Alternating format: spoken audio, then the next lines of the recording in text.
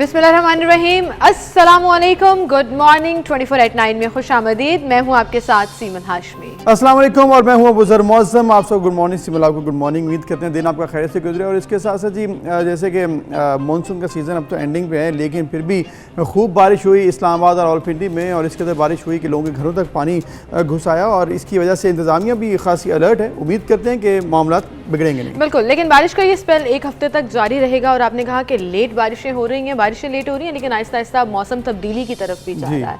मतलब ये आप मनाजर देख रहे हैं इस्लामाबाद रावलपिंडी के, जहाँ पर बारिश हुई और उसके बाद सड़कें और गलियाँ जो हैं वो तालाब का मंजर पेश करने लग गई। लेकिन बात ये है कि अब मौसम तब्दील हो रहा है, तो मुझे इस चीज़ की खुशी है कि गर्मी और हब्स का मौसम जो है वो एंड पर है, बिल्कुल ख़त्म होने वाला है, और एक मौसम की तब्दीली जो है वो नज़र आ रही है। बिल्कुल, और जैसे ही सितंबर का आगाज़ होगा और अब एक और बारिश हुई तो फिर मौसम तब्दील वाकई हो जाएगा, और फिर जिसे कहते हैं ना कि बेहतर मौसम की तरफ आहिस्ता आहिस्ता, मतलब सर्दी की तरफ तो नहीं हम आएंगे, वो तो अब तो बहुत ज़्यादा डिफरेंट मौसम हो गए। जैसे आप भी कह रही हैं कि अब तो ऐसे लगता है कि हर महीने में वो मौसम नहीं जो 10 साल पहले होता था। डिफरेंट तरीक़ाकार से अब मौसम आते हैं, और इसकी वजह बड़ी यही है कि इन्वायरमेंटल चेंजेस हुए हैं पूरी दुनिया में, और क्लाइमेट चेंजेस की वजह से ये सब कुछ हो रहा है। कहीं पर ज़्यादा बारिशें हो रही हैं, कहीं पर ज़्यादा गर्मी पड़ रही है, तो आप एहतियात ज़रूर कीजिए। बिल्कुल, तब्दीली की जब हम बात कर रहे हैं तो तब्दीली जो है वो एक जगह पर तो बिल्कुल नहीं आई है, वो है पीडीएम के जलसे, जहां पर ये बात की जा रही है कि गवर्नमेंट को टफ टाइम दिया जाएगा, बल्कि गवर्नमेंट को ख़त्म कर दिया जाएगा। वो चाहे लॉन्ग मार्च के हवाले से हो, वो जलसे जुलूसों के हवाले से हो, गवर्नमेंट का खात्मा होगा।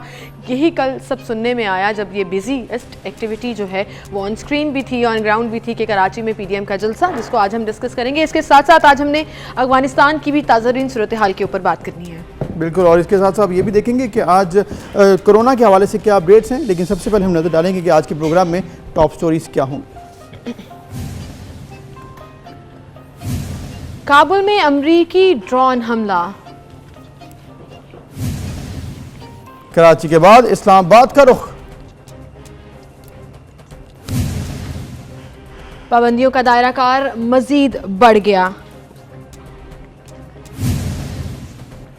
दुनिया का सबसे छोटा वैक्यूम क्लीनर,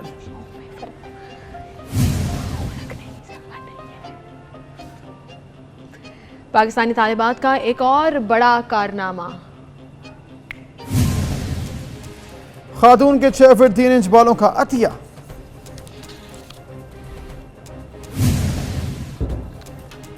जी तो ये थी टॉप स्टोरीज। और सबसे पहले हम बात करेंगे अफगानिस्तान हाल के ऊपर। अफगानिस्तान में जो डेवलपमेंट ये हो रही है कि अमेरिका 31 अगस्त को तो इनखला कर लेगा, मुकम्मल फोर्सेस चली जाएंगी, और इसमें पाकिस्तान ने भी अहम किरदार अदा किया है कि जिस तरह से पाकिस्तान ने सेफ पैसेज दिया है, और नेटो, अमेरिका और अफगानिस्तान से जो लोग जाना चाहते हैं बैरून ममालिक, उनमें पाकिस्तान में स्टे भी कर सकते हैं। लेकिन ये सिचुएशन इस वक्त इस कदर परेशान कन है कि वहाँ पर ISIS खुरासान का हमला भी जारी रहा, जिसकी वजह से इस वक्त अफगानिस्तान में ड्रोन हमले भी किए जा रहे हैं अमेरिका की जानिब से। बिल्कुल, ड्रोन हमले भी किए जा रहे हैं अमेरिका की जानिब से, और सिक्योरिटी के हवाले से खदशात बदस्तूर मौजूद हैं। जबकि अमेरिकी ड्रोन हमले में एक मुबैना खुदकश बमबार जो है वो हलाक किया गया है, और अमेरिकी सेंट्रल कमांड तर्जुमान ने इस हमले की तस्दीक भी की है। इस पर हम बात करेंगे। नासिर बेग चुगताई साहब सीनियर एनालिस्ट हमारे साथ मौजूद हैं। अस्सलाम वालेकुम नासिर साहब, बहुत शुक्रिया वक्त देने के लिए। नासिर बेग चुगताई साहब, अफगानिस्तान की जो अभी सूरत हाल है, क्योंकि अब एक ही रोज़ बाकी रह गया है, आज का और कल का, मतलब 2 रोज़ बाकी रह गए हैं इनखला की डेडलाइन जो दी गई है, उसके बाद तालिबान जो हैं वो अपनी गवर्नमेंट फॉर्म अप करेंगे, उसके ऊपर तो हम आएंगे। लेकिन उससे पहले जो अभी भी सिक्योरिटी का खदशा मौजूद है, काबुल एयरपोर्ट पर ड्रोन हमला भी किया अमेरिका ने, क्या कैसे देखते हैं आप इस सारी सिचुएशन को? देखिए, बहुत ज़्यादा कन्फ्यूजन है, confusion with in United states, in NATO, with in Afghanistan और काबुल एयरपोर्ट, हर जगह कन्फ्यूजन है। देखें, अगर अमेरिका अटैक करता है कहीं पर तो बात समझने वाली है, लेकिन अमेरिका पर अगर अटैक होता है जैसा कि आज सुबह हुआ है तो बड़ी हैरतअंगेज बात है कि अमेरिका का मिसाइल डिफेंस सिस्टम कहाँ चला गया। अफगानिस्तान में बड़ा फाल था वो, उसने वो रॉकेट क्यों नहीं रोके भाई? वो रॉकेट आके गिर गए, और नहीं, मेरे दोस्तों ने बताया है कि उन्होंने रॉकेट हवा में उड़ते हुए देखे। AFP का दोस्त है मेरा, वो बताता है कि मैंने काबुल में रॉकेट उड़ते हुए देखे, उनको किसी ने इंटरसेप्ट नहीं किया, किसी ने नहीं रोका। तो इसका मतलब है अमेरिकन सो रहे थे या उनका सिस्टम सो रहा था। वन, या वो पैक कर चुके हैं, ये भी हो सकता है कि अपना सामान बात ये ज़्यादा चांस लग रहा है। हेलो, पैक कर चुके हैं या ले गए साथ? अब मुझे अंदाज़ा ये है कि जो कुछ हो रहा है वो सब कुछ कन्फ्यूजन में हो रहा है, क्योस में हो रहा है। हुकूमत कायम नहीं हुई है अभी तक, हुकूमत डिले हो गई है, हुकूमत का जो क़याम है उसमें ताख़ीर हो गई है। हिकमत यार बुरी हुकूमत की बात कर रहे थे, तालिबान मुस्तकिल हुकूमत की बात कर रहे हैं। कोई कहता है 18 महीने की हो, कोई कहता है 6 महीने की हो। तो ये मसाइल मौजूद हैं, लेकिन इन मसाइल का मतलब ये है कि एक बड़ा चैलेंज, एक जंग ख़त्म हो रही है और दूसरी शुरू होने वाली है। मुझे लगता है कुछ इस तरह है कि एक लड़ाई जो वाइंड अप हो रही है, अब उसकी जगह दूसरी लड़ाई शुरू हो सकती है।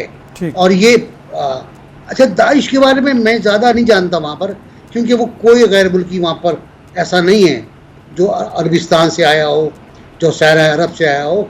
वहाँ के दाइश मुकामी हैं, कोई इराकी और सीरियन नहीं है। और मुकामी जो दाइश हैं वो इतने स्ट्रॉन्ग नहीं हो पाएंगे जितने सीरिया और इराक के थे, और जो उनका शर हुआ वो आपके सामने है। मुझे फिक्र सिर्फ ये है कि विदिन अफगानिस्तान खान जंगी का जो हम सोच बात करते रहे थे और अल्लाह का शुक्र अब तक नहीं हुई, वो शुरू ना हो जाए, कि ट्रिगर ऑफ ना हो जाए। पंजशेर वैली अभी तक टेंस है, अभी तक वहाँ पर मुस्तकिल अमन कायम नहीं हुआ है। अभी तक अमर अब्दुल्ला साले और दोस्तों वाले जो हैं वो कुछ मुज़ाकरात कर रहे हैं, कुछ मुज़ाकरात नहीं कर रहे। तो लगता ये है कि मामलात अभी गड़बड़ हैं। सही, लेकिन नासिर भाई चुगताई साहब, आपने कहा कि अभी मामला बिगड़ सकते हैं, लेकिन तालिबान की तरफ से तो बड़ा वाज़ेह है कि 31 अगस्त तक टाइम है, अमेरिका इनखला कर ले, नेटो फोर्सेस इनखला कर लें, और जो भी ये हमले हो रहे हैं दाइश के, उसमें ऑब्वियसली अमेरिका ने पहले ही इंदिया दे दिया था कि शायद हो सकता है, फिर जवाब भी दे दिया गया, फिर आप रॉकेट हमला जिस तरह बता रहे हैं ये हुआ है, अभी रिसेंट रात को ही डेवलपमेंट हुई है। तो ये सारी सिचुएशन तो 31 अगस्त तक है, लेकिन उसके बाद बड़ा वाज़ेह प्लान है तालिबान का। उन्होंने कह दिया अगर 31 अगस्त के बाद कुछ भी हुआ तो हम जवाब देंगे। इसको कैसे देखते हैं आप? तो देखिए, तालिबान बहुत ज़्यादा डिप्लोमेटिक हो गए हैं, हमें अंदाज़ा नहीं था कि वो इतने बड़े सिफारतकार हैं। उनका बयान जो लेटेस्ट है वो ये है कि 31 अगस्त के बाद भी आम मुसाफिरों की तरह लोग जा सकते हैं, आ सकते हैं, टिकट पे, वीज़ा पर, डॉक्यूमेंट्स पे, फ्लाइट्स चल रही होंगी, जिसको जाना है चला जाए।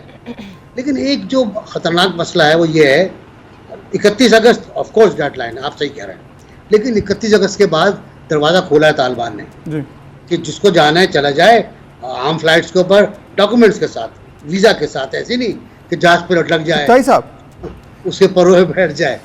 चुगताई साहब, ये मुसाफिरों के अलावा ये जो हमलों के हवाले से मैं बात कर रहा था कि हमले जो है, उन्होंने कहा है कि अगर दोबारा से कोई ड्रोन अटैक हुआ अमेरिका की तरफ से तो फिर हम जवाब देंगे। ये बात है, दोबारा कहिएगा। 31 के बाद अगर अमेरिका की तरफ से कोई ड्रोन अटैक होता है या फिर ऐसा कोई हमला होता है तो फिर हम जवाब देंगे। उन्होंने ये बोला है कि मतलब बिल्कुल बिल्कुल, मैं ये कह रहा हूँ कि उन्होंने जो कल का हमला है उस पर अभी तक रिएक्ट नहीं किया है, जो बस्ती में हुआ है, और वहाँ पर 9 अफराद मरे हैं, जिनमें 6 बच्चे हैं, 3 बड़े हैं, और 3 बड़ों में से 2 पहाड़ से आए थे, अब पता नहीं कौन थे वो। उस पर उन्होंने कहा है कि ये हमले हमसे पूछे बगैर किए गए हैं, गलत है। तो ये जो सूरत हाल अब आइंदा अगर हुए 31 अगस्त के बाद तो हम जवाब देंगे।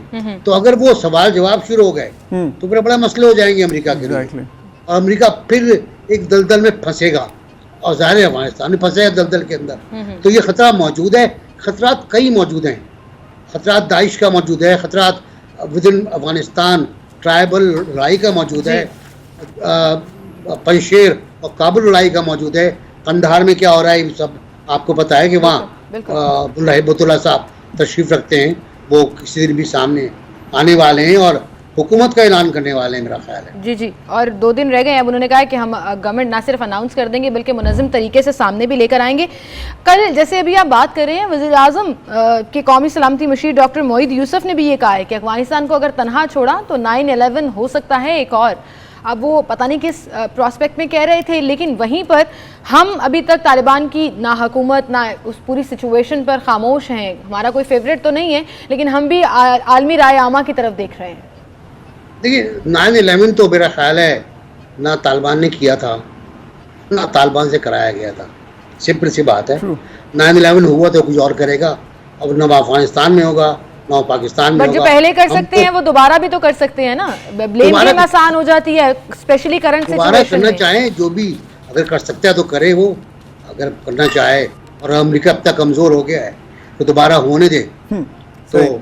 सकता है बिल्कुल। क्योंकि देखिए असल बात क्या है, असल बात ये है कि अगर अमेरिका ने फिर गलती की तो अब अमेरिकी अवाम मेरा ख्याल है बर्दाश्त नहीं कर पाएंगे। अब जो बाइडन खुलेआम रो रहे हैं, जी फिसकियों से रो रहे हैं वो कि उनके लोग मर गए, तो अब लाशें अब जो है अमेरिकी बर्दाश्त नहीं कर पाएंगे। दूसरी बात ये, मुझे 9/11 कोई नज़र नहीं आ रहा। तीसरी बात ये कि तालिबान को कोई अकेला नहीं छोड़ने की मतलब इस्तेदाद नहीं रखता।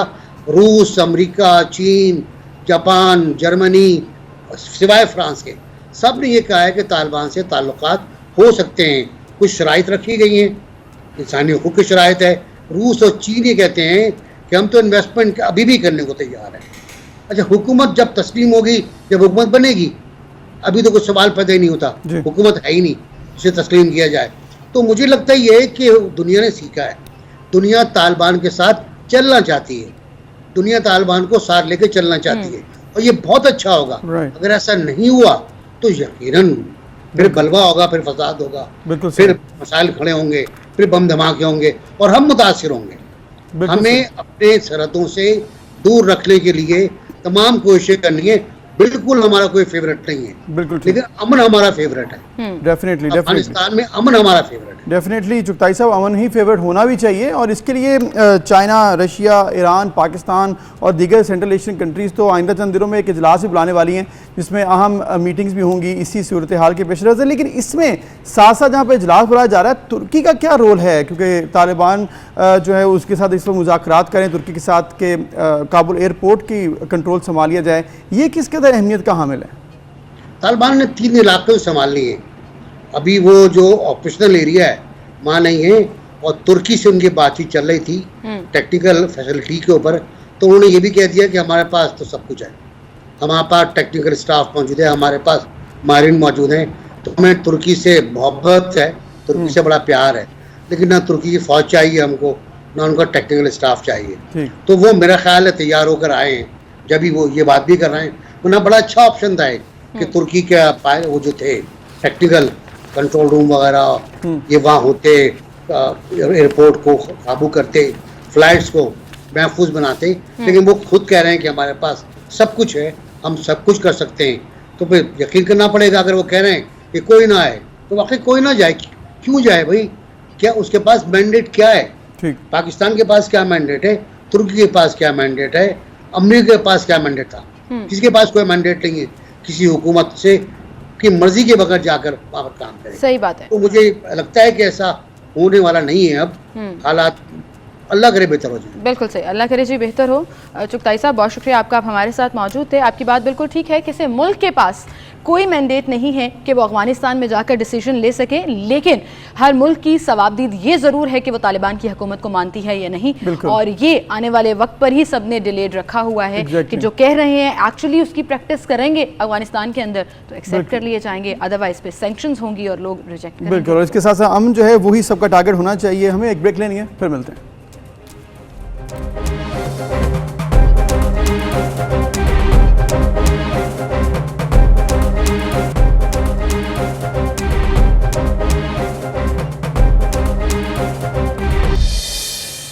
Welcome back viewers. अब हम बात करेंगे पीडीएम के जलसे की, जिस पर हम अक्सर कहते हैं कि ऐलानात होते हैं, लेकिन क्या वाकई जलसा हुआ या नहीं हुआ। और लास्ट टाइम भी आपको याद है कि 29 को जलसे के हवाले से बात की, 29 को जलसा होगा या नहीं, लेकिन मतलब जलसा हो गया है और बड़ा दमदार भरपूर जलसा हुआ। बिल्कुल अवामी ताकत का मुजाहरा किया जी कराची में अपोजिशन जमातों ने, जिसमें ऑब्वियसली पीपल्स पार्टी तो मौजूद नहीं थी, लेकिन ये जो इत्तेहाद है जो पीपल्स पार्टी के साथ शुरू हुआ था उसके बगैर ये पहला उनका बड़ा पावर शो था कराची में, जो कि कल देखा गया। और फिर सैकड़ों कारकुनों ने शिरकत की, हुकूमत के खिलाफ शदीद नारेबाजी की, और वो जो बयानिया पीडीएम का जो एक शुरू में हमने सुना था वो दोबारा से उसकी गूंज सुनाई दी बिल्कुल। कि हुकूमत को घर जाना पड़ेगा, हुकूमत का खात्मा हो जाएगा और फिर पाकिस्तान को पीछे धकेला जा रहा है। इन तमाम चीज़ों के ऊपर कल बात हुई। कल जो उनका अपोजिशन लीडर शहबाज शरीफ का दौरा था वो भी खासा डिस्कस हुआ, जहां उन्होंने मुख्तलिफ मीटिंग्स भी की, कराची के हवाले से बात भी की। इस पर हम बात करेंगे जी, ये पूरा जलसा जो है वो किस चीज़ की प्रेडिक्शन दे रहा है, क्योंकि जलसा तो हो गया लेकिन आइंदा आने वाले दिनों में जो ऐलानात किए गए हैं वो होंगे या नहीं। सीनियर एनालिस्ट अंजुम रशीद साहब हमारे साथ मौजूद हैं। अस्सलाम वालेकुम अंजुम साहब। आप कैसे हैं? बिल्कुल ठीक ठाक। अंजुम साहब, कैसा लगा पीडीएम का पावर शो? पीडीएम का पावर शो, कराची जो है वो शायद आपको पता है कि पख्तूनों का, पश्तो बोलने वालों का सबसे बड़ा शहर है, जहाँ पर बहुत बड़ी आबाद और जो पश्तूनों की एक बहुत बड़ी तादाद जो है वो मौलाना फजलुर रहमान के साथ है। तो ये फजलुर रहमान साहब का बुनियादी तौर पर शो था और एक बड़ी और इसे छोटा जलसा कहना जो है वो कतई गैर मुनासिब है, एक बड़ा जलसा था। लेकिन शहबाज शरीफ साहब गए थे कि इसमें मरीम नवाज नहीं गई, शहबाज शरीफ गए थे कि वो एक मफाहमत का रास्ता निकाल के वो एक नई सूरत हाल पैदा करेंगे। लेकिन कल जो मियाँ नवाज शरीफ ने तकरीर की और जो कल मौलाना फजलुर रहमान ने तकरीर की, उन्होंने शहबाज शरीफ की पूरी मुफाहमाना पॉलिसी पर पानी फेर दिया। शहबाज शरीफ ने, मौलाना फजलुर रहमान ने और नवाज शरीफ ने जो है वो तो फौज के खिलाफ जो है वो बातें की, मतलब वही रविश थी जो जनरलों पहले के खिलाफ बातें की, इदारों से टकराने की बातें की। और फिर कल एक नारा लगाया, इनकलाब का नारा लगाया। मतलब तहरीक चलाना या गवर्नमेंट के खिलाफ मूवमेंट एहतजाज करना एक अलग बात है, इनकलाब एक अलग बात है। उन्होंने बहुत बड़ी कल धमकी दी कि वो इस हुकूमत का जो है वो तख्ता उलट देंगे और ये पूरा निज़ाम तलपट कर देंगे और काया पलट देंगे और बिल्कुल नया सिस्टम लाएंगे। तो ये एक बहुत बड़ा कल ऐलानात थे। लेकिन क्या ये जो है वो एक बहुत बड़ी रैली इस्लामाबाद में कर सकते हैं? हुआ तो ये था कि जो पिछला दिसंबर था उसमें पीडीएम ने ऐलान किया था कि वो लाहौर में जलसा करेगी और जो है वो चीज़ें बदल जाएंगी और उसी के बाद से डाउनफॉल शुरू हुआ था। लेकिन लाहौर में जलसा उनका बड़ा हो नहीं सका। लेकिन एक बात को आप रद्द नहीं कर सकते कि जो पाकिस्तान में महंगाई की वजह से, बेरोज़गारी की वजह से और कसम पुरसी की वजह से जो लोगों की हालत ख़राब है, वो उसमें एक चिंगारी भी जो है वो पूरे आग लगा सकती है। ये तो मामला तो लोगों के हालात जो ख़राब हैं, ये तो पिछले 1.5 से 2 साल यही स्टांस भी था कि लोगों के हालात ख़राब हैं, इस वजह से निकले पीडीएम की तरफ से। लेकिन प्लेटफॉर्म जब पीडीएम का इस्तेमाल हुआ तो इश्यूज़ काफ़ी ज़्यादा आए। पीपल्स पार्टी एनपी अलग हो गई, दरमियान में आपका एजेंडा डिफरेंट हो गया, आपने किस तरह से रैली निकालनी है, तहरीक कैसे चलानी है। आपको लग रहा है अब इस वक्त फोकस है पीडीएम, मौलाना फजलुर रहमान साहब की क़यादत में जब शहबाज शरीफ साहब ने कह के जाएंगे वो तहरीक का आगाज़ करें, इस्लामाबाद का रुख इख्तियार करें। आपको लग रहा है ये लोगों को जो कहना कि लोगों उठो इनकलाब लाओ, ये पॉसिबल नजर आ रहा है आपको आइंदा चंद महीनों में? देखिए, जो शहबाज शरीफ का फोकस था, जो नवाज शरीफ का फोकस था, जो मौलाना फजलुर रहमान का फोकस था, वो तीनों ने जो है वो बेरोजगारी पे और महंगाई पे फोकस रखा है। और बेरोजगारी और महंगाई एक दुखती रह गया आवाम की। अगर इसको प्रॉपरली मुनज़्ज़म कर लिया गया और ये बात जो है वो लोगों के सामने आ गई तो ये फिर एक चिंगारी है, ये पूरे खलियान को आग लगा देगी और लोग बिफर भी सकते हैं, लोग जो है वो रैली निकाल सकते हैं, लोग धरना दे सकते हैं और लोग एक बड़ी ताकत में बाहर आ सकते हैं। इम्कानात मौजूद है, जबकि पहले ये इम्कानात फेल हो चुके हैं। लेकिन एक बात यह है कि इमरान खान साहब की जो है वो नींदें तो उड़ना लाजमी है। इमरान खान साहब, आपको लग रहा है उनकी नींदें उड़ जाएंगी एक जलसे के बाद से? उड़ जाएंगे नहीं, उड़ गई हैं। एक बहुत बड़ा थ्रेट आया है, उन्होंने रैली निकालने की बात की है, उन्होंने तहरीक चलाने की बात किया है, उन्होंने जो है वो धरना साहब ये थे तो लास्ट ईयर भी मौजूद था। और जिन मसाइल का आप जिक्र कर रहे हैं, हर दौर में ही उस दौर की मुनासबत से महंगाई भी ज़्यादा होती है, बेरोजगारी भी उसी तरह से एग्जिस्ट करती है। ख़ास तौर पर अगर हम पीडीएम की ही जर्नी की बात कर लें तो इससे पहले भी ये नारे तो लगाए गए थे, लेकिन बात ठीक है कि आवाम के मसाइल को उजागर कर रहे हैं वो। तो ये इम्कान जैसे आपने कहा अकॉर्डिंग टू यू के मौजूद हैं कि शायद आवाम बाहर निकल आए।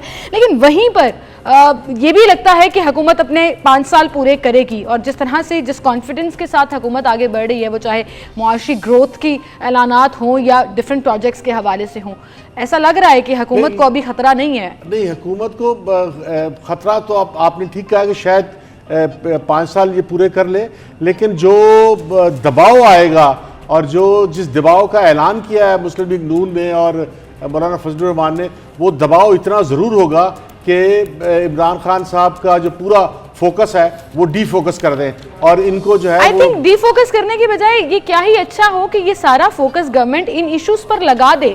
नोटिस लेने के बजाय महंगाई को कम करने के लिए कमर कस ले।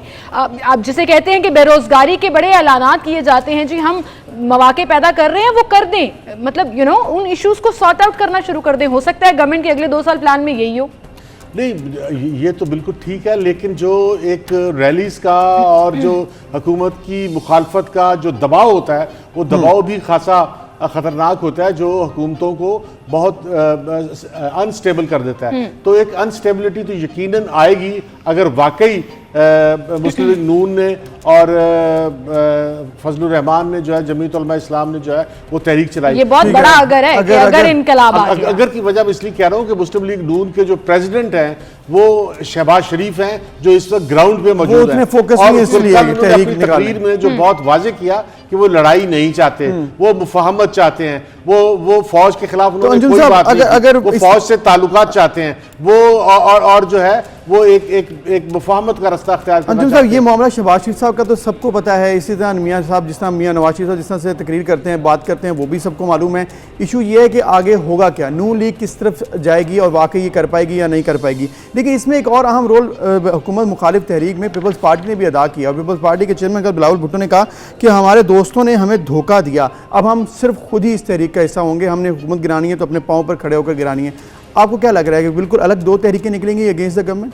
नहीं, अगेंस्ट देखिए, जो बिलावल भुट्टो साहब हैं वो पूरे निज़ाम को तलपट नहीं करना चाहते, इसलिए कि निज़ाम के अंदर जो है वो सिंध की हुकूमत जो है वो पीपल्स पार्टी के पास है। पीपल्स पार्टी हुक्मरान जो है वो जो हुक्मरान जमात है वो हुकूमत कर रही है, सिंध उसके उनके पास है, तो वो उनसे ये तवक्को रखना कि वो अपनी हुकूमत भी तोड़ देंगे और जो है वफाकी हुकूमत को भी डिस्टर्ब कर देंगे, तो ये बिलावल के लिए अमलन पॉसिबल नहीं है, क्योंकि सारी पॉलिटिक्स सारी जद्दोजहद तो हुकूमत बनाने के लिए है, और बिलावल तो हुकूमत बना चुके हैं सिंध की। अब जो है वो मैक्सिमम अगली इलेक्शन में वो वफाक की हुकूमत बनाने की कोशिश करेंगे। लेकिन जो सिंध की हुकूमत बनी बनाई है, जिसकी बुनियाद पर वो अपनी परफॉर्मेंस शो कर सकते हैं, अपनी पार्टी को स्ट्रेंथन कर सकते हैं, लोगों को अट्रैक्ट कर सकते हैं, बहुत से काम कर सकते हैं, वो गवर्नमेंट क्यों तोड़ेंगे? इसलिए बिलावल का पीपल्स पार्टी का सिंध की गवर्नमेंट तोड़ के और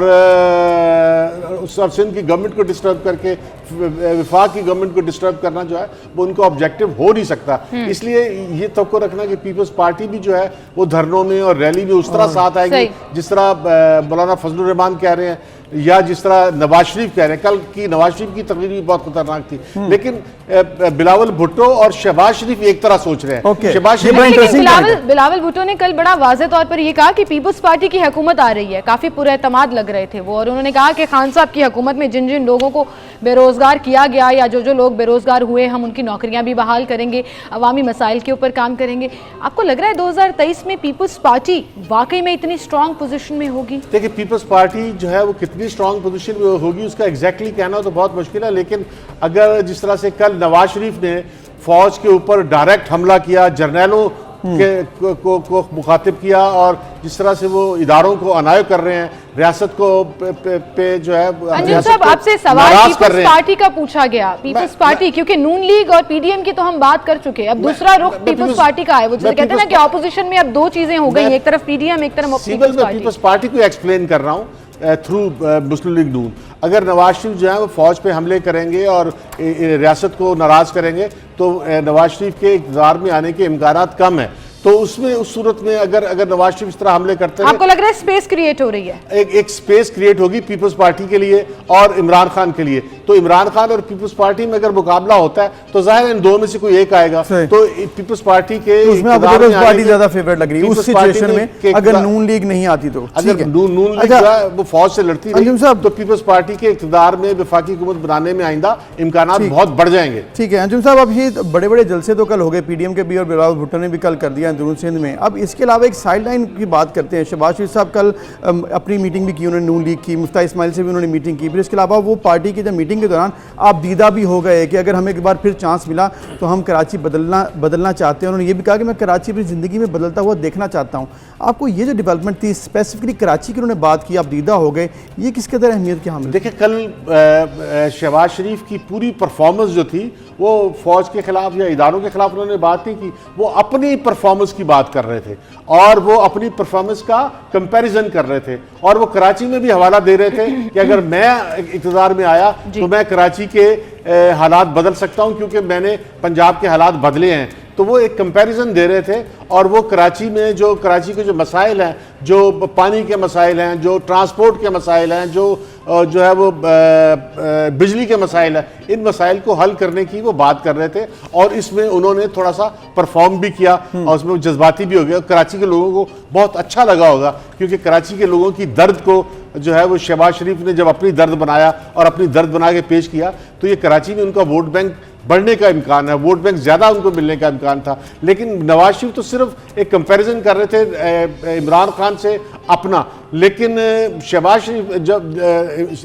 शरीफ कंपैरिजन कर रहे थे इमरान खान से अपनी परफॉर्मेंस का और नवाज शरीफ की परफॉर्मेंस का। लेकिन नवाज शरीफ ने और मौलाना फजलुर रहमान ने तो डायरेक्ट अटैक कर दिया फौज के ऊपर, इसलिए सूरत हाल शहबाज शरीफ के बस से बाहर होगी और जो शहबाज शरीफ की प्लानिंग है वो मेरा ख्याल कल कामयाब नहीं रही। कल जो है फजलुर रहमान की प्लानिंग कामयाब रही और शहबाज शरीफ जो है जो इम्कान था कि कल के जलसे के बाद वो बहुत डोमिनेट कर जाएंगे, बहुत आगे आ जाएंगे और ऐसा लगेगा शहबाज शरीफ का बयान ही चलेगा। तो शहबाज शरीफ का बयानिया जो है वो नहीं चल सका और नवाज शरीफ ने अपना बयानिया डोमिनेट कर दिया। सही है, लेकिन पीडीएम का एग्रेशन और पीडीएम का स्टांस और बयानिया तो वही है जो पीडीएम शुरू हुई थी तब था। तो अब देखते हैं कि ऊंट किस करवट बैठेगा और ये आगे कहाँ जाता है। बहुत शुक्रिया अंजुम साहब, आप हमारे साथ मौजूद थे। थैंक यू अंजुम रशीद साहब। और इसके साथ साथ हम देखेंगे आइंदा चंद दिनों में ये जो तहरीक का ऐलान किया गया, इस्लामाबाद जाने की तरफ का ऐलान किया गया, ये वाकई होगा या नहीं। एक ब्रेक, फिर मिलते हैं।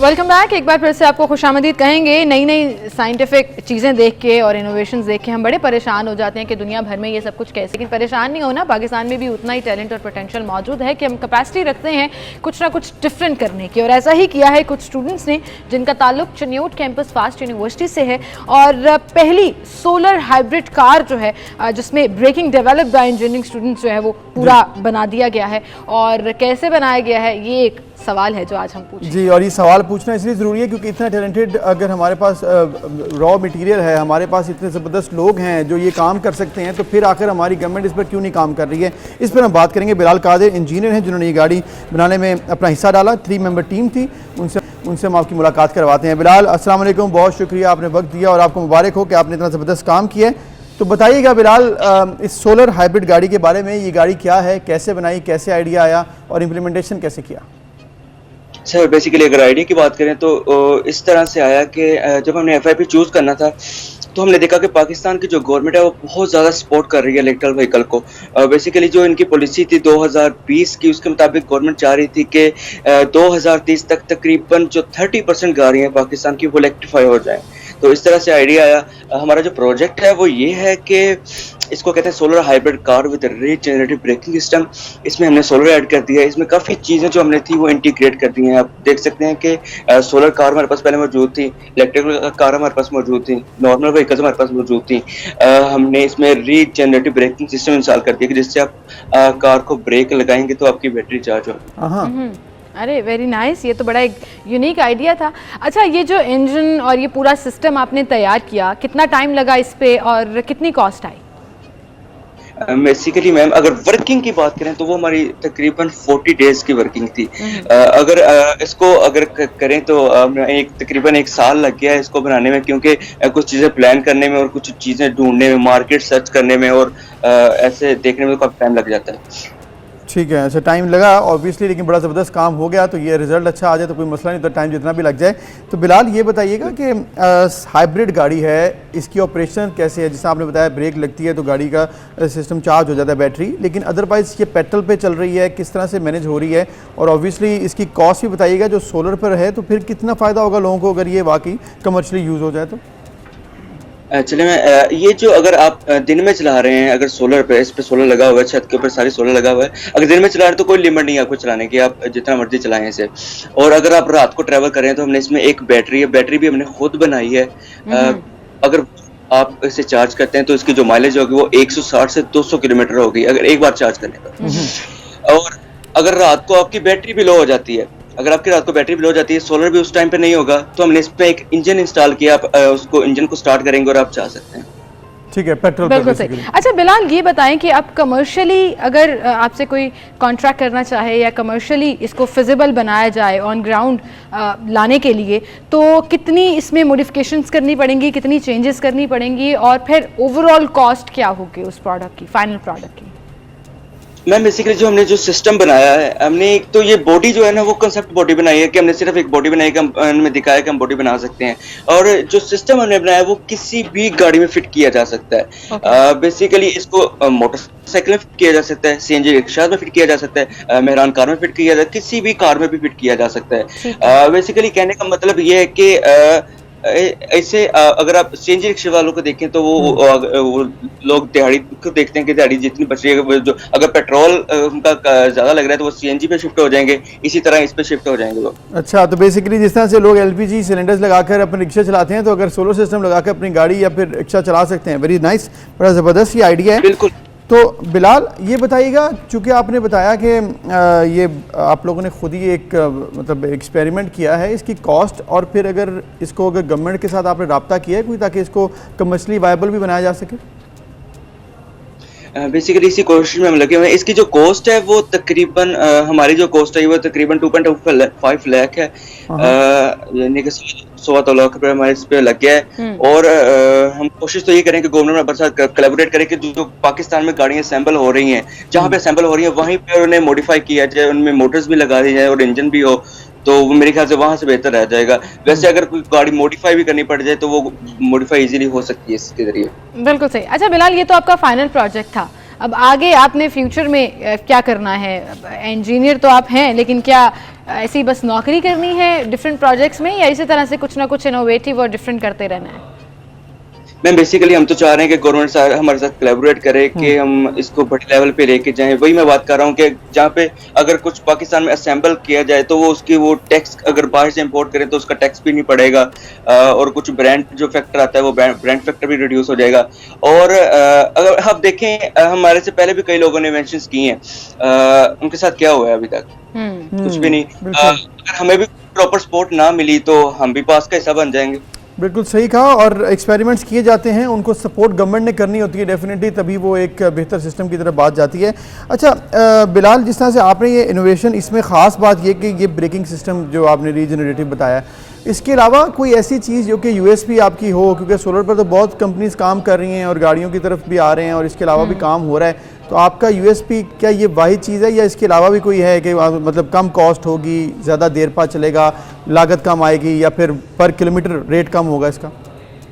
बिल्कुल, इसका जो आप अगर इसकी किलोमीटर की पर की रेट देखें तो वो 0.5 रुपए पर किलोमीटर, यानी कि आप 1 रुपए में 2 किलोमीटर में ट्रैवल कर सकते हैं। अच्छा, वेरी नाइस। और इसके अलावा कुछ? इसका जो कंट्रोल सिस्टम है हमने खुद डिजाइन किया है कि इसमें हमने मल्टीपल सोर्सेज डाले थे, उनको मैनेज करना वो एक डिफिकल्ट टास्क हो जाता है। बेसिकली टाइम हमें वहां पे लग गया ज्यादा, कि आप कह सकते हैं कि इसमें जो रीजनरेटिव ब्रेकिंग है उसमें हमने सुपर कैपेसिटर का यूज किया है कि, और इसकी अगर बैटरी की बात करें तो बैटरी पे हमने इसकी खुद बनाई है, उनके जो सेल्स, अगर बैटरी की प्राइस की बात करें तो वो तकरीबन बिल्कुल सही। बिलाल, बड़ी ज़बरदस्त चीज़ बनाई है आपने, गुड लक फॉर दैट। और ये पूरी की पूरी प्रोडक्ट सिर्फ एक गाड़ी नहीं है, आप किसी भी गाड़ी में उसको फिट कर सकते हैं, ये सबसे बड़ी बात है। और ये वायबल भी होगा, आपको इकोनॉमिकली सस्ता भी पड़ेगा, और आप इससे मतलब अगर चिंची रिक्शों में और बाकी रिक्शों में भी आ जाए तो आप सोचें कॉस्ट कितनी कम लोग यूज़ कर सकेंगे। ये बड़ी ज़बरदस्त बात हो सकती है। गवर्नमेंट को चाहिए कि ऐसे जो आइडियाज़ होते हैं उन्हें कैच करे और फिर इसके ऊपर इंप्लीमेंट करे। एक ब्रेक लेते हैं, फिर मिलते हैं।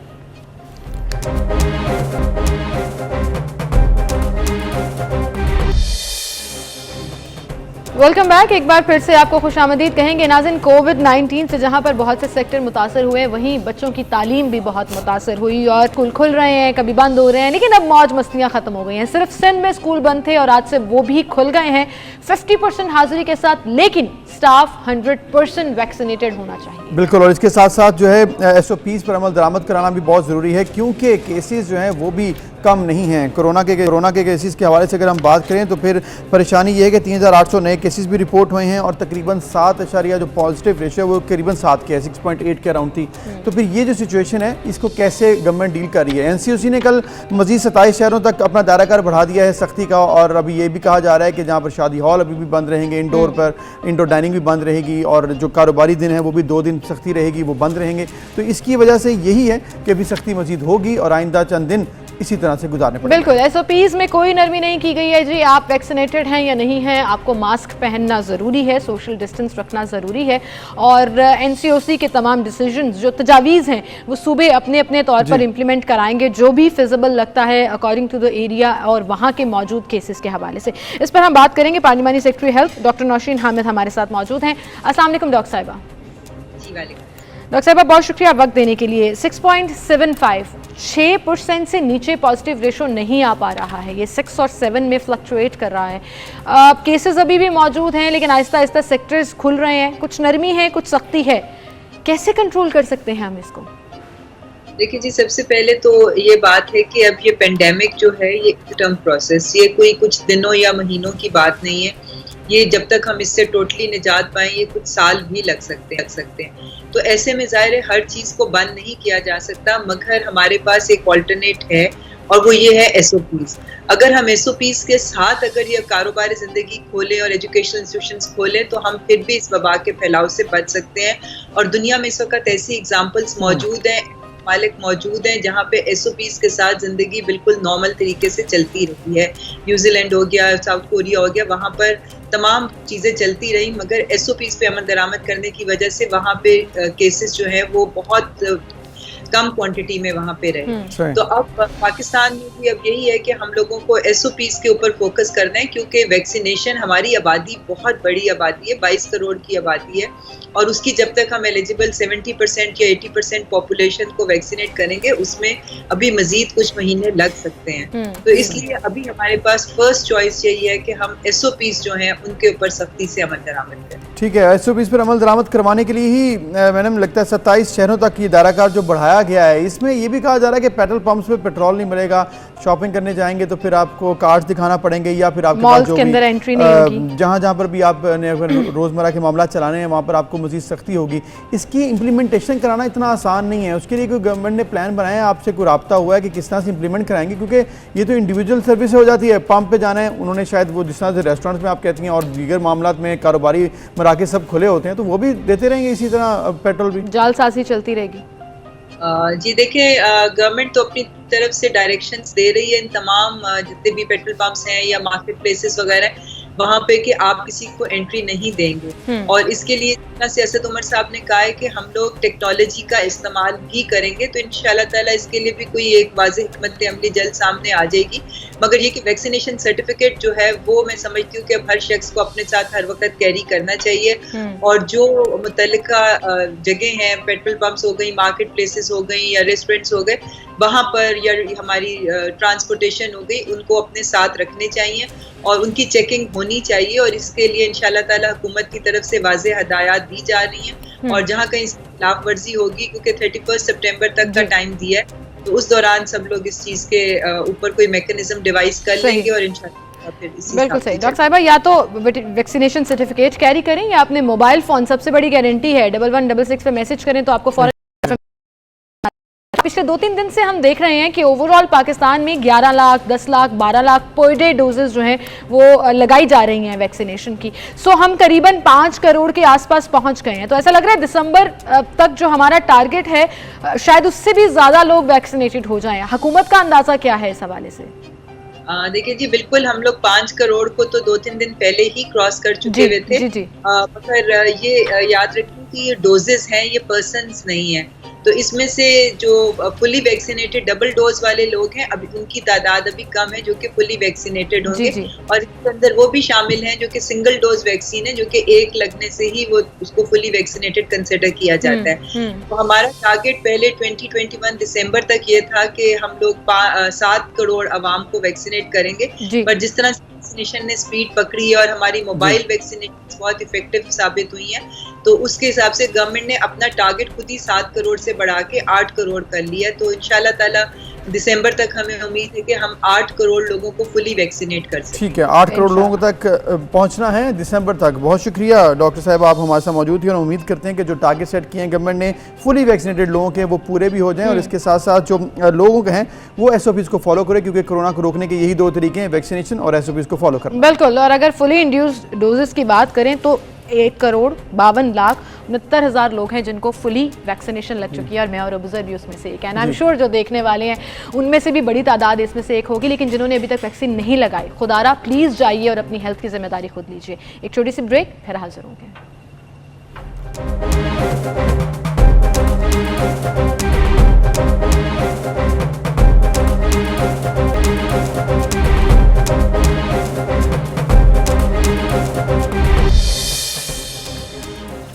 वेलकम बैक नाज़रीन। अब हम बात करेंगे एक ऐसे इशू के ऊपर जिस पर बहुत से डॉक्टर्स और आम अब तो मेरे ख्याल में व्यूअर्स भी परेशान है कि आखिर ऐसा हो क्या रहा है, क्योंकि लाहौर की सड़कों पर एक बार फिर देखा गया डॉक्टर्स पर जो केमिकल शेलिंग की गई है और इसके अलावा ये भी कहा गया कि उन पर जिस तरह से तशद्दुद किया गया वो इंतहाई काबिल अफसोस है। और ये सारा कुछ इसीलिए हुआ क्योंकि ये जो PMC और PMA का इशू है कि मतलब जो PMC नया लॉ जो आ गया उसके बाद जो इस वक्त डॉक्टर्स ने एग्ज़ाम देना है जिसको कहते हैं NLE, नेशनल लाइसेंसिंग एग्जामिनेशन, उसके हवाले से ये सारा इशू क्रिएट हुआ है। बिल्कुल, ये मनाजिर जो आप देख रहे थे ये कल डॉक्टर्स के प्रोटेस्ट के बाद सामने आए और YDA जो है वो एक्टिवली पार्टिसिपेट कर रहा है इन प्रोटेस्ट में भी और इस लॉ के अगेंस्ट भी कि आपको एक फाइनल एग्जाम देना पड़ेगा टू हैव योर लाइसेंस। ये डिसीजन क्यों लिया गया, इस पर भी आज हम बात करेंगे। हमारे साथ प्रेसिडेंट PMC डॉक्टर अरशद तकी साहब मौजूद हैं, उनसे भी हम बात करेंगे कि ये पूरा सिस्टम क्यों इंट्रोड्यूस करा गया और गवर्नमेंट का इसमें पॉइंट ऑफ व्यू क्या है, PMC का पॉइंट ऑफ व्यू क्या है जो एग्जाम्स कंडक्ट करते हैं। दूसरा, हमारे साथ YDA के patron in chief doctor Mohammad Salman मौजूद होंगे स्टूडियो में और YDA का इसमें क्या एक्टिवली रोल है और डॉक्टर्स क्या सोच रहे हैं, उनकी साइड ऑफ द स्टोरी क्या है, ये भी शामिल करेंगे। डॉक्टर सलमान, बहुत शुक्रिया वक्त देने के लिए। सबसे पहले डॉक्टर अरशद, आपकी तरफ हम आएंगे। ये जो एग्जाम दिया जा रहा है ये पहले ऐसे नहीं था, ये पहले फॉरेन स्टूडेंट्स के लिए था कि वो यहाँ पर आकर प्रैक्टिस करना चाहते हैं तो उन्हें ये एग्जाम क्लियर करना है। अब एक तरफ NLE के एग्जाम्स लिए जा रहे हैं, दूसरी तरफ यंग डॉक्टर्स और वो तमाम डॉक्टर्स जिनको इससे गुजरना पड़ेगा वो प्रोटेस्ट कर रहे हैं। सर, क्या प्रॉब्लम है, कहां पर एक लाइजॉन नहीं बन सका, एक कॉमन ग्राउंड नहीं निकल सका? शुक्रिया जी, आपने मुझे मौका दिया। सबसे पहले तो मैं ये बताता चलूं कि नेशनल लाइसेंसिंग एग्जाम ये ग्रेजुएट, तमाम मेडिकल ग्रेजुएट्स को देना होता है लाइसेंस लेने के लिए, प्रैक्टिस लाइसेंस कर लेने के लिए। ये लाइसेंसिंग एग्जाम अब तमाम दुनिया में आहिस्ता आहिस्ता इसका ये इंट्रोड्यूस होता जा रहा है जी। पाकिस्तान में 2020 के कानून के तहत इसको लाजमी करार दिया गया तमाम मेडिकल ग्रेजुएट्स के लिए जो कि प्रैक्टिस करना चाहते हैं, मरीज देखना चाहते हैं। पाकिस्तान मेडिकल कमीशन क्योंकि उसी एक्ट के तहत वजूद में आया है, लिहाजा ये पाकिस्तान मेडिकल कमीशन की ये एक रिस्पॉन्सिबिलिटी है कि वो ये एग्ज़ाम कंडक्ट करवाए। मैं यहाँ ये भी बताता चलूँ कि इसकी किस बैच से इसका इत्तलाक होता है, इस पे लाहौर हाई कोर्ट ने डिसीजन अपना दे चुका है कि 2020 सितंबर के बाद के तमाम ग्रेजुएट्स के लिए ये इम्तहान पास करना लाजमी है। सो अब अगली बात आ जाती है कि इस एग्ज़ाम का मकसद क्या है। इस एग्ज़ाम का मकसद ये है कि ये एक तयन किया जा सके कि ग्रेजुएशन करने के बाद जो उनकी एक नॉलेज बेस बन चुकी है और ट्रेनिंग हुई है और उसके बाद 1 साल की हाउस जॉब की ट्रेनिंग के बाद ये जो डे टू डे प्रैक्टिस में इन्होंने इंडिपेंडेंटली पेशेंट्स को देखना है, उसमें वो सेफली जो डे टू डे प्रैक्टिस में मरीजों के बारे में जो फैसले हैं वो कर सकते हैं। और इस एग्जाम का एग्जैक्टली यही इसका स्कोप है और इसी के तहत ये एग्जाम बनाया गया। मैं थोड़ा सा बताता चलूं ताकि आपके सामने कुछ फिगर्स भी आ जाएं कि ये अभी जो कल और परसों ये एग्जाम जो कंडक्ट किया गया, जो कल खत्म हुआ, एक्चुअली ये सैटरडे फ्राइडे को होना था, लेकिन उसके बाद ये कुछ डिस्ट्रप्शन की वजह से एक सेंटर में कल दोबारा करना पड़ा। ये 5 सेंटर्स में हुआ था पाकिस्तान के अंदर। इसके अंदर टोटल कुछ 1700 कुछ स्टूडेंट्स ने ग्रेजुएट्स ने इसके लिए रजिस्टर किया, जिसमें लोकल भी थे ग्रेजुएट्स और फॉरेन। ये असल में तो इसका टारगेट था फॉरेन ग्रेजुएट्स के लिए इम्तिहान लेना, जो कि ऑलरेडी इंतजार कर रहे थे लाइसेंसिंग एग्जाम का। लेकिन क्योंकि लोकल ग्रेजुएट्स के लिए ऑप्शन थी, सो बहुत सारे फ्रेश ग्रेजुएट्स ने भी इस पर अटेम्प्ट दे दिया। सो अगर मैं थोड़ा सा फिगर दे दूं कि 1470 बच्चों ने ये इम्तिहान दिया है पाकिस्तान से। जो बाहर के सेंटर्स में दे रहे हैं वो उनका इम्तिहान बाद में होगा, सितंबर के आखिर में। जी 1470 बच्चों में से 1160 फॉरेन ग्रेजुएट्स थे और 306 लोकल ग्रेजुएट्स थे। ठीक है। और जो 1160 फॉरेन ग्रेजुएट्स, ओवरऑल जो बच्चे पास हुए हैं उनका जो रेशो है वो 78.9%। डॉक्टर साहब आपकी बात हमें समझ में आ गई। जो इशू है इस वक्त, आपने बताया कि फॉरेन ग्रेजुएट्स एग्जाम दे रहे थे और ये एग्जाम देना गवर्नमेंट ने जो सिस्टम लेके आया उसके तहत ज़रूरी है, लेकिन जो एहतजाज कर रहे हैं, जो उनके साथ कल हुआ है वो भी सबने देखा है, ये नहीं होना चाहिए था। ये तो सबको कह रहे हैं कि मामला जिस तरह से सिमल ने भी कहा कि लाइजॉन क्यों नहीं बन सका, इशू है क्या। यंग डॉक्टर एसोसिएशन के प्रेसिडेंट चीफ जो कि डॉक्टर सलमान हमारे साथ बैठे हैं, उनसे हम थोड़ा सा पूछ लेते हैं कि आखिर इशू कहाँ पर है। डॉक्टर साहब, एक एग्ज़ाम है, एग्ज़ाम बॉडी है, वो बना दी गवर्नमेंट ने, एग्ज़ाम देना है 5 साल के बाद डॉक्टर जो प्रैक्टिस करना चाहते हैं, इशू क्या है? इस तरह कल हंगामा क्यों हो गया आखिर? सर, ये जो गैर इखलाकी गैर कानूनी पाकिस्तान मेडिकल कमीशन लगाया गया है, जिसमें सारी सिफारशी भर्तियाँ हुई हैं और अटॉर्नी जनरल ऑफ पाकिस्तान की जो अपनी रिटर्न स्टेटमेंट थी उसके अगेंस्ट जाके उनके प्रेसिडेंट अरशद तकी साहब, वाइस प्रेसिडेंट अली रज़ा साहब की जो सिफारशी अपॉइंटमेंट्स हुई हैं विदाउट एनी एडवर्टीजमेंट, इन्होंने पूरे के पूरे मुल्क का तालीमी निज़ाम और मेडिकल एजुकेशन तबाह बर्बाद कर दिया। कल जिस तरह इन्होंने ज़बरदस्ती धौंस जमाई के साथ एग्ज़ाम लेने की कोशिश की, वहाँ पर आप ये आपके TV स्क्रीन पर नज़र आ रहा है, कश्मीर बना दिया। अभी इन्होंने सिर्फ फॉरेन मेडिकल ग्रेजुएट्स का एग्ज़ाम लिया है। जब ये लोकल का लेंगे तो इससे ये कराची से कश्मीर तक इस मुल्क को मैदान जंग बना देंगे। अगर आपसे इम्तिहानों की स्टैंडर्डाइजेशन नहीं हो रही, आपने जो अदारों की स्टैंडर्डाइजेशन आपके ज़िम्मे थी PMDC के तहत, वो तो आपने उससे मुबर्रा करार दे दिया, वो आपने HEC की जिम्मेदारी लगा दी। जो आपने डिसिप्लिन और अदारों को बंद करने का निज़ाम था वो आपसे हो नहीं रहे। प्राइवेट मेडिकल कॉलेजेस 170 से ज़ायद हो गए हैं, वो हमसे कम नहीं हो रहे। हम क्या कह रहे हैं कि चूंकि प्राइवेट मेडिकल कॉलेजेस बहुत बन गए हैं, स्टूडेंट्स ने बहुत ज़्यादा ने दाखिला ले लिया, अब हम एंड के पाइप के एंड पे कट लगा के काम करें। अगर अदारा रियासत का काम ये होता है कि जो बच्चे सफ़र करेंगे, जो बच्चे इन मेडिकल कॉलेजेस में पढ़ रहे थे, आपको करना ये चाहिए था, आप अपने इम्तिहानों की स्टैंडर्डाइजेशन करते, आप मेडिकल के अदारे बंद कर देते। और फिर ये कह रहे हैं कि लाहौर हाई कोर्ट में, YDA लाहौर हाई कोर्ट में नहीं गई थी, वो इनका अपनी एक एप्लीकेशन दे के इन्होंने अपने हक में एक डिसीजन ले लिया है। This is actually retrospective implication of law. जो बच्चे इनकी जिस तरह से ज्वाइंट सेशन में बुलडोज करके ये कानून लेके आए हैं, उससे जिन बच्चों ने पहले दाखिला लिया हुआ है, जिन्होंने बॉन्ड फिल किया हुआ है कि उन्होंने 5 इम्तिहानों के बाद लाइसेंस लेना है, उनका क्या कसूर है? वो एक ही बैच है। डॉक्टर सलमान, मुझे थोड़ा सा इस चीज पे बोलने दीजिएगा कि आपने जैसे कहा कि वो एक ही बैच है ना, 2020 के बाद जो हाउस जॉब कर रहे हैं उनके लिए कंपल्सरी है। 4 बैचेज हैं 2023 तक। अच्छा, मैं इसमें बता दूं, आप थोड़ा लार्जर स्केल पर बात कर रहे हैं, क्योंकि हम प्रिसाइसली इसी टॉपिक के ऊपर बात करना चाह रहे हैं। Let me give you an example. India ने भी इसी तरह कमीशन बनाया, उन्होंने भी एग्जिट एग्जाम रखा, उन्होंने कहा 3 साल बाद इंप्लीमेंट करेंगे स्लोली। पाकिस्तान का मसला यह है कि असल में इनको अपने वजूद का खतरा है, पता नहीं है और महीना चलेंगे, 2 साल चलेंगे कि नहीं चलेंगे। इन्होंने कहा फौरी जो तबाहियां मचानी है मचा दे। इन्होंने जो गैर इखलाकी कंपनियां बना के और गैर कानूनी तरीके से इम्तिहानों के ऊपर पैसे ये छाप रहे हैं, ये कल के केमिकल स्प्रे करने पे, डॉक्टरों के ऊपर टार्चर होने पे मैं मुतालबा करता हूं कि अरशद तकी साहब फिलफौर रिजाइन करें। आपने एक वकील के साथ मिलकर जिस तरह डॉक्टरों के ऊपर केमिकल स्प्रे फेंकवाया है, जिस तरह डॉक्टरों को टार्चर करवाया है, आपका पॉइंट ऑफ व्यू सामने आ गया। कल जो हुआ वो बड़ा इंतहाई अफसोसनाक था। PMC उस पर क्या कहती है ये भी जान लेते हैं। डॉक्टर अरशद, जैसे अभी हम जिक्र कर रहे थे और ये पूरा मामला जो है वो डिस्कस हो रहा था, कल जो इंसिडेंट हुआ दैट वाज वेरी रीसेंट के एग्जामिनेशन सेंटर्स के बाहर ये लोग प्रोटेस्ट कर रहे थे, नारे लगा रहे थे, लेकिन जैसे पुलिस ने उनके ऊपर केमिकल स्प्रे किया, बहुत से डॉक्टर्स बेहोश हो गए, तबीयत खराब हो गई। क्या कहेंगे आप इस पर कि इस इशू को टैकल करने का क्या ये अच्छा तरीका है? सबसे पहले तो जी मैं वायलेंस की हर फॉर्म में कंडेम करता हूं। Any form of violence is condemnable. The use of force to achieve your objectives is condemnable.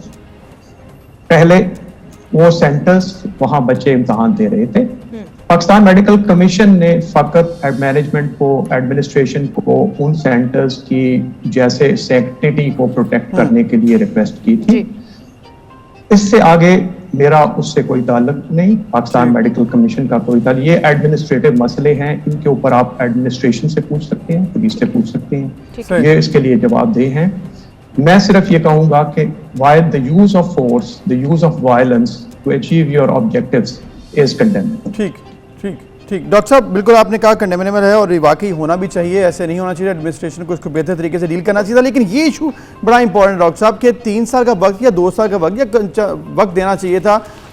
Doctors का ये मुतालबा है कि आखिर उनके ऊपर ये जो है ना फोर्स किया गया है ये, इस बारे में क्या कहेंगे कि वाकई 2 से 3 साल देने नहीं चाहिए थे ताकि जो नए डॉक्टर्स आते नहीं बैच आता वही उसी पर इम्प्लीमेंट हो जाता? ये वक्त मैंने नहीं देना था, ये वक्त कानून ने देना था। आप कानून के दायरे के अंदर रहते हुए जो भी हमने इक़दाम करने हैं वो करेंगे। कानून अगर किसी को पसंद नहीं तो उस कानून को तब्दील करने के लिए जो भी जिद्दोजहद है और उसके लिए जो भी फोरम है वो मौजूद है। दूसरी बात, मैं माफी से एक माजरत से कहता हूँ कि ये कहना कि अदालत से अपनी मर्जी का फैसला ले लिया गया, ये इन इटसेल्फ कोर्ट के डिसीजन के ऊपर एक सवाल है। बिल्कुल। सो मैं चाहूंगा कि हम इससे एहतियात करें। बिल्कुल ठीक कह रहे हैं आप। डॉक्टर सलमान, क्या कहना चाहेंगे आप कि अब तो अदालत ने भी इंडोर्स कर दिया, कानून मौजूद है, क्या ये प्रोटेस्ट करने से हमारी तरफ से अदालत में पिटीशन थी ही नहीं, वो तो एक अपनी मर्जी की पिटीशन डलवाई गई थी। मैं अपनी बात पे कायम हूं। कानून नहीं बना है, अल्हम्दुलिल्लाह कानून नहीं बना है। रिट्रोस्पेक्टिव इंप्लीकेशन ऑफ लॉ ना हुई है ना होने देंगे। और अभी सिर्फ इन्होंने 300-400 बच्चों का 4 सेंटरों पे इम्तिहान लिया और ये हालात हैं। ये फैसला कर लें कराची से कश्मीर तक जब ये इम्तिहान लेंगे तो इस मुल्क का क्या करना है। दूसरा, मैं ये समझता हूँ कि अरशद तकी साहब की वजह से सफेद कोट दागदार हुआ है, खून से आलूद हुए हैं यंग डॉक्टर्स के कपड़े, इनको फिल फॉर इस्तीफा होना चाहिए। और जो पहले का चल रहा है हमारे ऊपर नहीं, ये एनएल इनकी वजह से आया। और ये जो कानून साजी जो अली रजा वकील कर रहा है, ये हमारे लिए शर्म का मुकाम है कि एक वकील को हमारे ऊपर मुसल्लत कर दिया गया है। आप वकीलों की काउंसिल के ऊपर एक डॉक्टर को मुसल्लत करके दिखाएं। वकीलों की काउंसिल के ऊपर आप डॉक्टर क्यों नहीं बिठा सकते? जब पीएमसी बन रहा था डॉक्टर सलमान की तब भी बहस हो रही थी। ये कहिएगा आपका आगे का लाया अमल क्या है? आगे का लाया अमल इंशाल्लाह सेम रहेगा। आज कराची से कश्मीर तक दिन 11 बजे, अभी 10:30 हो गए हैं, पूरे पाकिस्तान की ओपीडीज बंद हो जाएंगी और इसकी वह जिम्मेदारी अरशद तकी साहब और अली अगर आप लोगों को मारेंगे, आप डॉक्टरों को टॉर्चर करेंगे, अगर आप डॉक्टरों को टॉर्चर करके सफेद खून को दागदार करेंगे, जांच होगा, स्ट्राइक होगी। ये स्ट्राइक आपने तब क्यों नहीं की जब ये मामला हल हो रहे थे या बड़े तरीके से बिल्डोज करके कानून आया। असेंबली के सेशन में तो लोग बैठे नहीं हुए थे। जिस तरह ये मार्शल लॉ इस मुल्क में नाफिज किया हुआ है नहलों ने, उसके ऊपर करते ही दोबारा असेंबली से पास करा के दिखाएं। ये कानून इनसे कभी पास नहीं होगा। ये तो बिल्डोज हुआ है। 8 कानून 8 सेकंड में पास हुए हैं। आपने ये कहा कि अगर इसको वापस ना लिया गया और मुसलसल एग्जामिनेशंस का सिलसिला चलता रहा तो फिर ना सिर्फ प्रोटेस्ट किया जाएगा पूरे मुल्क में, बल्कि सबसे पहले initially as a protest OPDs बंद कर दी जाएंगी। हम एक ब्रेक लेनी है जी, फिर मिलते हैं।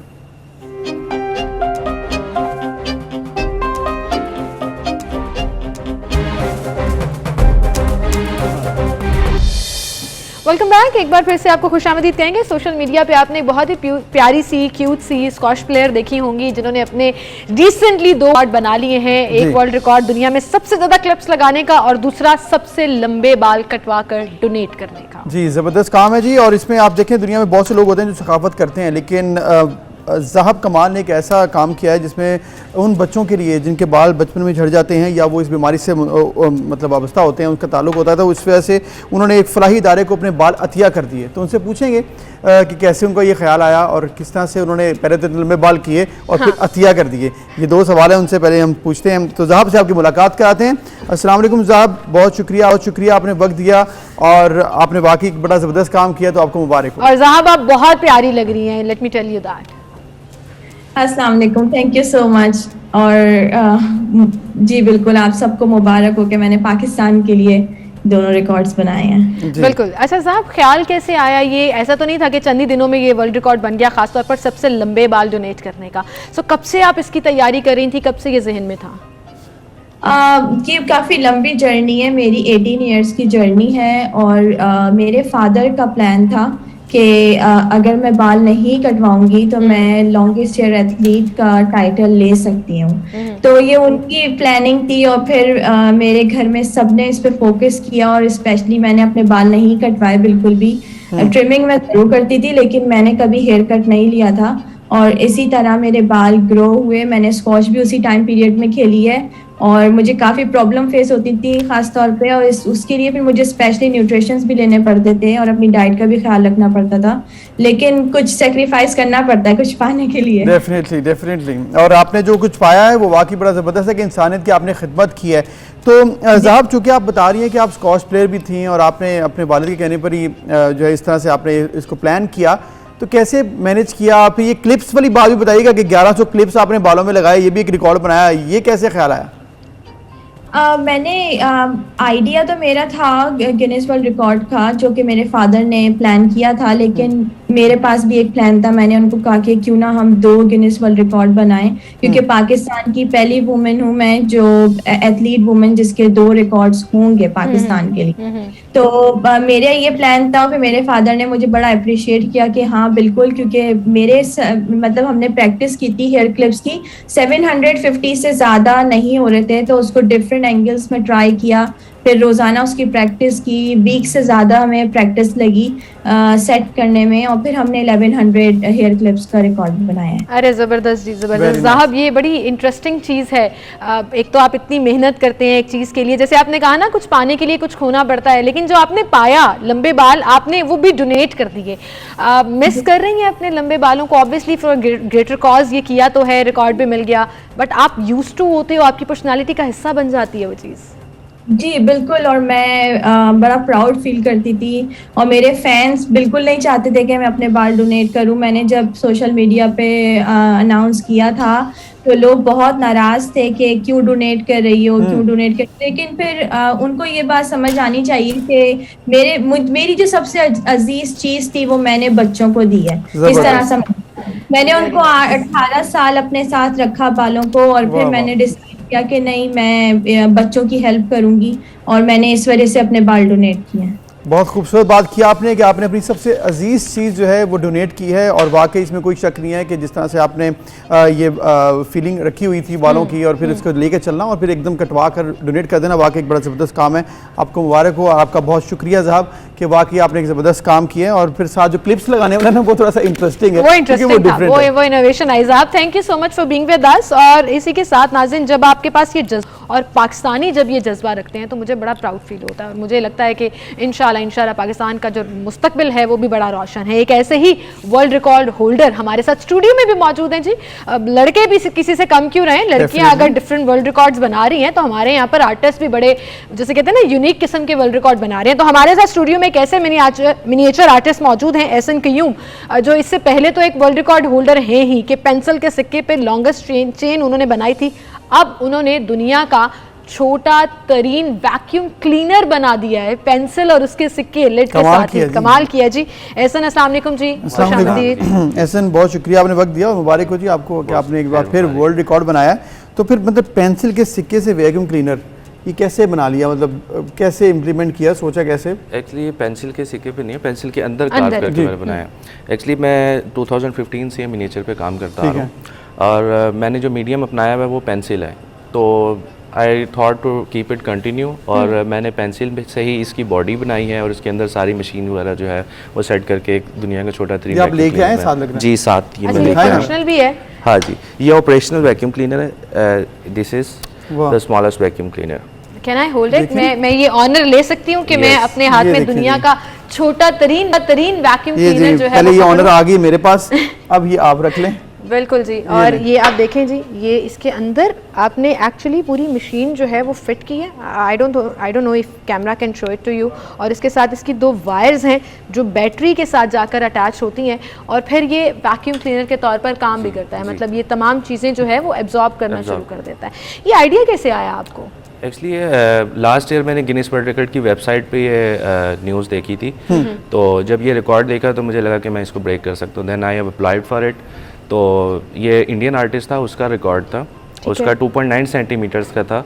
मैंने उससे रिकॉर्ड ब्रेक किया 1.9 सेंटीमीटर के साथ। फिर मैंने एप्लीकेशन सेंड कर दी, और अभी एप्लीकेशन मेरी रिव्यू में थी, तो another artist emerge with his record of 1.76 centimetre, वो भी इंडियन ही था। तो फिर मैंने जो अपना रिकॉर्ड मैनेजर था उनके रिक्वेस्ट की कि मुझे एक और चांस दिया जाए कि मैं अपनी अटेम्प्ट को रीसबमिट कर सकूँ। तो उन्होंने मुझे दोबारा चांस दिया, मैंने इसको और शॉर्ट किया, फिर एप्लीकेशन मैंने सबमिट करवा दी, फिर एप्लीकेशन अभी प्रोसेस में थी, एक और इंडियन आर्टिस्ट आ अच्छा, गया। इतनी देर जंग लगी रही है, जंग लगी रही है। It took about 11 months to get approve. अच्छा, तो फिर और तीसरा finally ये तीसरा आपके जो पास है आ वो गया। भी मेरे पास नहीं फाइनली। तो अब मिनिमम अब आपका जो आपने जो सेट किया वो क्या था? ये 1.3 सेंटीमीटर्स है, मीन ठीक है। 13 मिलीमीटर्स। अच्छा, 13 मिलीमीटर, 1.3 सेंटीमीटर्स, इतना सा लिटरली। 13 मिलीमीटर। स्क्रीन पे नजर भी आ रहा है, आप देख सकते हैं कि बिल्कुल कितनी मेहनत से ये बनाया तो गया। इसकी परफॉर्मेंस कैसे है? मतलब बाकी कर लेती है जो बताया है कि जरा छोटे-छोटे जो है बिल्कुल वो ऐसी है कैसे जिस तरह एक वैक्यूम क्लीनर काम करता है, बिल्कुल एग्जैक्टली एक स्मॉलर स्केल पे इसको मैंने बनाया।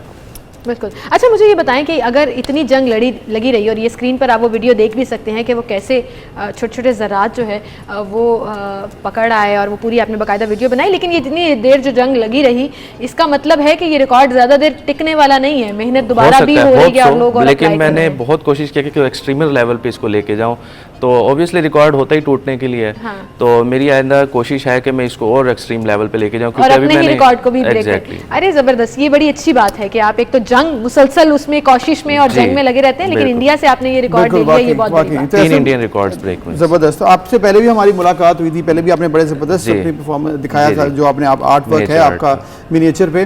तो ये बताएं कि आप इसको कैसे देखते हैं एज ए इंडस्ट्री, क्योंकि वर्ल्ड रिकॉर्ड आपने बनाए हैं और जिस पर काम भी बहुत हो रहा है, आप तो इसको बड़ा अब गहरी नज़र रख रहे हैं इसके ऊपर, एज ए इंडस्ट्री कैसे देख रहे हैं आप इसको? रिस्पॉन्स कैसा है? रिस्पांस अल्हम्दुलिल्लाह सोशल मीडिया पे तो बहुत अच्छा रिस्पांस है, बहुत ज़्यादा इस पे पजीराई मिली है मुझे, लेकिन गवर्नमेंट लेवल पे मैं कुछ अच्छा एक्सपेक्ट नहीं करता।